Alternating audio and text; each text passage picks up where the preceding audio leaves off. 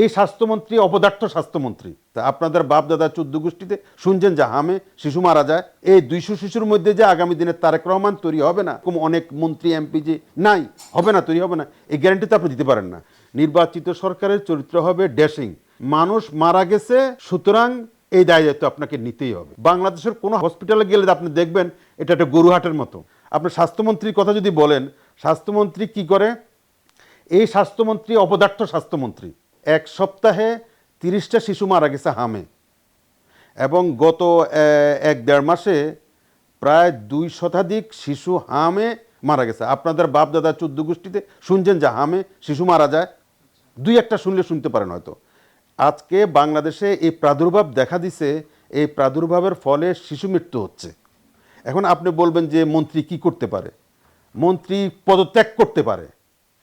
বাংলাদেশের আগামী দিনের ভবিষ্যৎ 200টি শিশু, এই শিশুর মধ্যে এরকম আপনার সাখাওয়াত হোসেন বকুল যে নাই, এই 200 শিশুর মধ্যে, এই 200 শিশুর মধ্যে যে আগামী দিনে তারেক রহমান তৈরি হবে না, এই 200 শিশুর মধ্যে এরকম অনেক মন্ত্রী এমপি যে নাই, হবে না, তৈরি হবে না, এই গ্যারান্টি তো আপনি দিতে পারেন না, এটা তো বলতে পারেন না।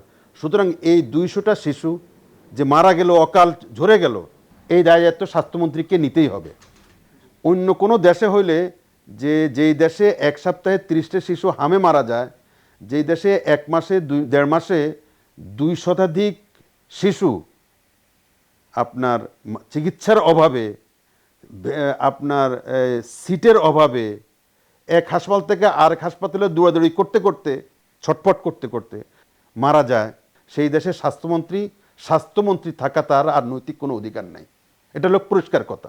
এটা কিন্তু 60-70 বয়সী মানুষ মারা যায় না, আমি এটা বলছি না। 60-70 বয়সী মানুষ কেউ মারা গেলে বুঝ দেওয়া যেত তারা মরার সময় হয়েছে, তারা মারা গেছে। কিন্তু যারা দিনের আলো দেখার আগে, জীবনকে বোঝার আগে এই যে প্রাণগুলো ঝরে গেল, এই দায়িত্ব নিয়ে এই অপদার্থ স্বাস্থ্যমন্ত্রীকে পদত্যাগ করে জাতির ইতিহাসে একটা নজির স্থাপন করা উচিত ছিল। আপনি আরেকটা কথা বলেন, তার কাজ, তাহলে বলে তার কাজটা কি, তার ব্যর্থতা কোথায়? এটা কিন্তু গতানুগতিক ব্যর্থতা নয়।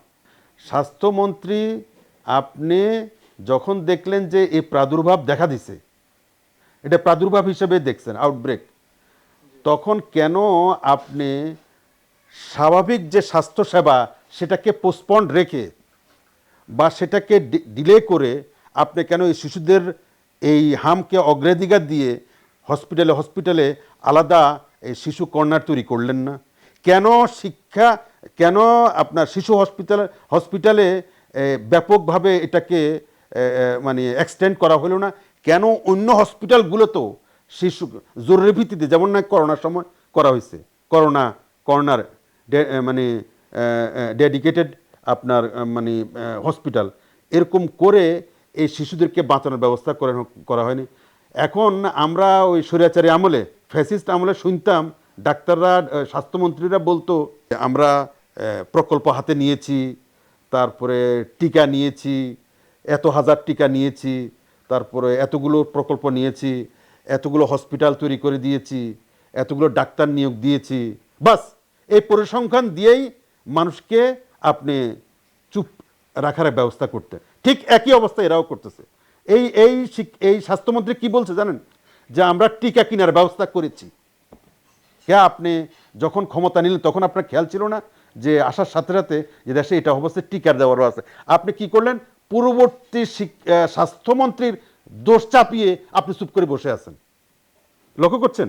মানে পূর্ববর্তী স্বাস্থ্যমন্ত্রী যিনি ছিলেন বা তত্ত্বাবধায়ক সরকারের আমলে যারা স্বাস্থ্য দেখতো, তাদের উপরে দোষ চাপাইয়া আপনার ব্যর্থতা, তাদের দায় দিয়া আপনি নিজের ব্যর্থতা আড়াল করতে চাইতেছেন। এটা তো হইতে পারে না। এই মানে গণ অভ্যুত্থানের পরে নির্বাচিত সরকারের তো এরকম চরিত্র হইতে পারে না। নির্বাচিত সরকারের চরিত্র হবে ড্যাশিং। নির্বাচিত সরকারের চরিত্র হবে আপনার কোনো মানে নো এক্সকিউজ অ্যাট অল। মানুষ মারা গেছে, সুতরাং এই দায়িত্ব আপনাকে নিতেই হবে। শিশু মারা গেছে, এই দায়িত্ব আপনাকে নিতে হবে। এই মন্ত্রী এই দায়িত্ব নিতে পারে নাই। মন্ত্রী 200 শিশুর এই যে অকাল ঝরে যাওয়ার দায়িত্ব মন্ত্রীকে নিতে হবে, নিয়ে তাকে পদত্যাগ করতে হবে এবং ইতিহাসে নজির হয়ে থাকবে যে শিশু মারার কোনো এই যে অযত্নে অবহেলায় এবং বিনা টিকায়, এবং তাদেরকে আপনি জানেন শিশুরা মারা গেছে কিভাবে? শিশুরা মারা গেছে বেড ছিল না, বেড খালি নাই, এক হসপিটাল থেকে আর হসপিটাল দূরাচ্ছে, এক হসপিটাল বলে আমাদের এখানে জায়গা নেই আর এক জায়গাতে যান। এই হসপিটালগুলোকে স্বাস্থ্যমন্ত্রী কোনো পরিবেশ তৈরি করতে পারে নাই এখন পর্যন্ত। বাংলাদেশের কোনো হসপিটালে গেলে আপনি দেখবেন এটা একটা গরুহাটের মতো, গরুর হাট। স্বাস্থ্যসেবা তো নাই, মানে কোয়ালিটি স্বাস্থ্যসেবা বলতে যেটা বোঝায় শিক্ষাভাগও সূচনা করতে পারে নাই। আমি বলছি না এগুলো রাতারাতি সে করতে পারবে, সেটা না, কিন্তু সূচনা করা, আপনার কোয়ালিটি স্বাস্থ্যসেবা, ভালো স্বাস্থ্যসেবা আপনার উপজেলাগুলোতে বিশ্বাস করবেন না, উপজেলাগুলোতে যে মাথাভারী সরকারি হসপিটালগুলো আছে এই হসপিটালগুলোতে শুধু কেবল জ্বর, পেটের পীড়া, মাথা ব্যথার ওষুধ ছাড়া, ডাক্তার ছাড়া কোনো ধরনের ব্যবস্থা নাই, কোনো উন্নত চিকিৎসার কোনোই ব্যবস্থা নেই। শুধু জ্বর, মাথা ব্যথা, পেটের পীড়া এগুলো সারানোর কোনো হয়তো ডাক্তারদের ব্যবস্থা আছে, ওষুধের ব্যবস্থা আছে, নার্সদের ব্যবস্থা আছে।